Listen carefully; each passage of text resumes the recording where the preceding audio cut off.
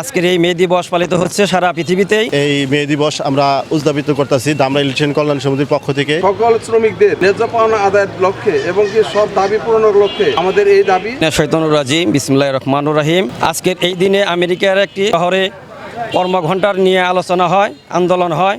এই আন্দোলন সংগ্রামের মাধ্যমেই আজকের এই মে দিবস পালিত হচ্ছে সারা পৃথিবীতেই। সেই উদ্দেশ্য নিয়ে আমাদের ধামরা কল্যাণ সমিতির পক্ষ থেকে আজ র্যালি, প্রতি বছরই র্যালি বের করা হয়। এই বছর ইনশাল্লাহ বের করা হয়েছে। বিসমিল্লাহির রহমানির রহিম। আমরা ধামরা ইলেকট্রিশিয়ান কল্যাণ সমিতি স্থাপিত 2017। আমরা 17 সাল থেকে এই মে দিবস আমরা উদযাপিত করতেছি ধামরা ইলেকট্রিশিয়ান কল্যাণ সমিতির পক্ষ থেকে।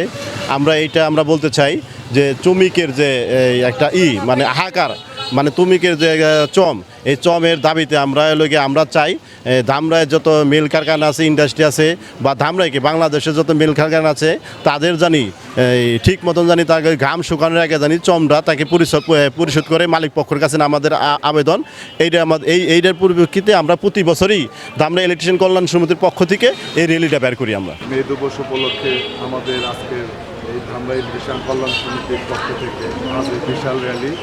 আমরা এই র্যালি সম্পূর্ণ করব আমাদের উপজেলা থানা চত্বর হয়ে, আমরা আরিচা মহাসড়ক হয়ে আমাদের শেষ অনুষ্ঠান করবো আমার উপজেলা চত্বরে। যাই হোক, আজকের এই শ্রমিক আন্দোলন শুরু হয়েছে আমেরিকা থেকে। যাই হোক, বহু রক্তের বিনিময়ে আমাদের আজকে এই মে দিবস। এই মে দিবস আমরা বের করছি শুধু ওনাদের স্মরণে। তো মে দিবস সফল হোক।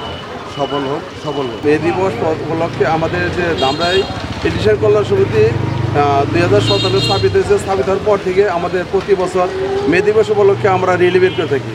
আজ ঠিক ওই ধারাবাহিকতায় আমরা র্যালি বের করেছি।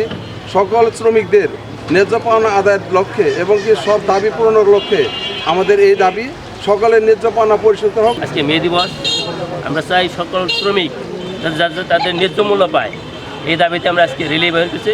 আপনারা সবাই থেকে আমার পক্ষ থেকে ধন্যবাদ।